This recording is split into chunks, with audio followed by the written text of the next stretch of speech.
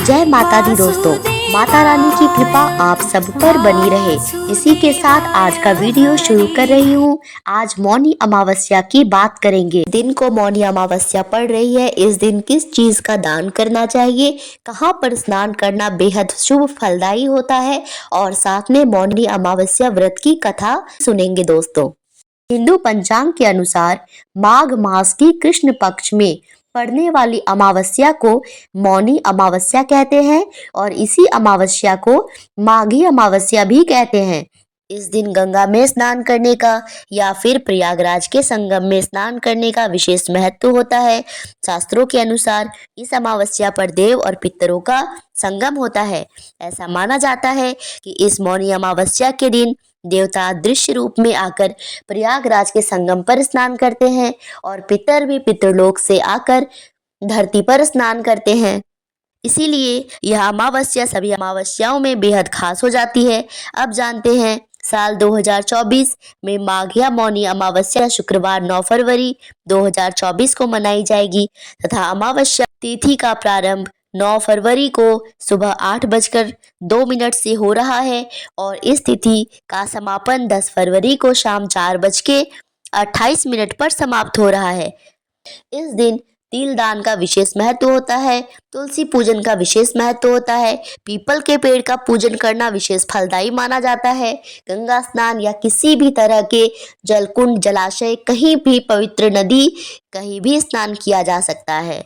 अब बात करते हैं मौनी अमावस्या।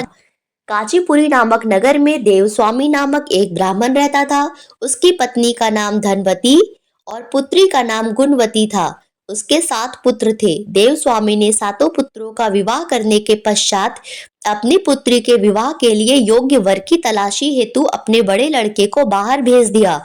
इधर देवस्वामी ने अपनी पुत्री गुणवती की कुंडली एक ज्योतिषी को दिखाई। ज्योतिषी ने कुंडली देखकर कहा, सप्तपदी होते होते यह कन्या विधवा हो जाएगी। यह बात सुनकर देवस्वामी अत्यंत दुखी हुए और ज्योतिषी से इस योग के निवारण का उपाय पूछने लगे। ज्योतिषी ने उपाय बताया कि इस योग का निवारण सिंघल द्वीप वासिनी सोमा नामक धोबिन घर बुला के उसकी पूजा करने से ही संभव होगा। यह सुनकर देवस्वामी ने अपने सबसे छोटे लड़के के साथ अपनी पुत्री को सिंघल द्वीप जाने के लिए रवाना किया। वे दोनों समुद्र के तट पर पहुंचकर समुद्र पार करने का उपाय सोचने लगे, लेकिन उन्हें कोई उपाय नहीं सूझ रहा था। थक हार कर दोनों भाई बहन भूखे प्यासे एक वट वृक्ष की छाया में उदास होकर बैठ गए। उस वृक्ष के तने एक खोह में गिद्ध के बच्चे रहते थे। वे दिन भर इन दोनों को परेशान होते हुए देख रहे थे। शाम को बच्चों की माँ उनके लिए कुछ खाना लेकर आई और उन्हें खिलाने लगी, लेकिन गिद्ध के बच्चों ने कुछ नहीं खाया और अपनी माँ से कहा, इस वृक्ष के नीचे आज सुबह से ही 2 भूखे प्यासे प्राणी बैठे हैं।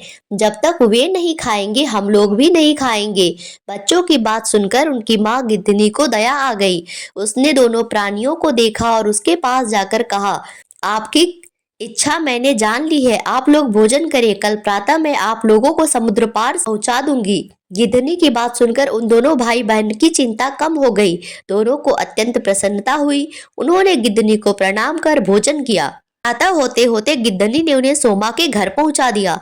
वे दोनों पास के ही जंगल में झोपड़ी बनाकर रहने लगे। प्रतिदिन सुबह अंधेरे में जाके सोमा का घर झाड़ कर लीप पोत दिया करते थे। सोमा को हर रोज इतने ढंग से अपना घर लिपा पुता और साफ देखकर बहुत आश्चर्य होता था।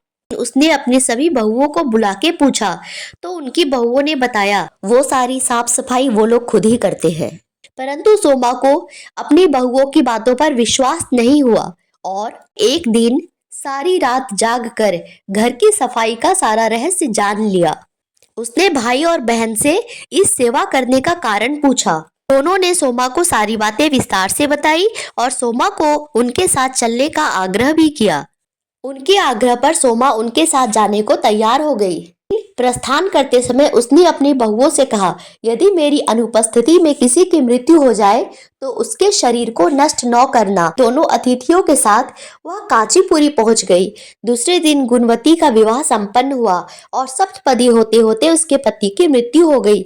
सोमा ने अपने संचित पुण्य का फल गुणवती को दान करके उसके पति को जीवित कर दिया और उन्हें आशीर्वाद देकर वह सिंगल द्वीप के लिए रवाना हो गई। संचित पुण्य छीन हो जाने से सोमा के पुत्र, दामाद और पति की घर में मृत्यु हो गई। यह जानकर नया पुण्य संचित करने के उद्देश्य से वह रास्ते में एक जगह रुकी।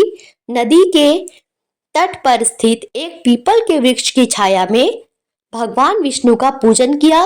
पीपल के वृक्ष की 108 परिक्रमाएं की। इतना करना था कि सोमा के पुत्र, दामाद और पति जीवित हो गए और उसका घर धन धान्य से भर गया। इस प्रकार निष्काम भाव से सेवा करने का उत्तम फल सोमा को प्राप्त हुआ। बी ब्लेस्ड एस्ट्रो की ओर से मौनी अमावस्या से जुड़ी महत्वपूर्ण जानकारी। अगर आपको वीडियो अच्छी लगी हो तो चैनल को सब्सक्राइब करें, वीडियो को लाइक करें। इस वीडियो को अंत तक देखने के लिए धन्यवाद दोस्तों।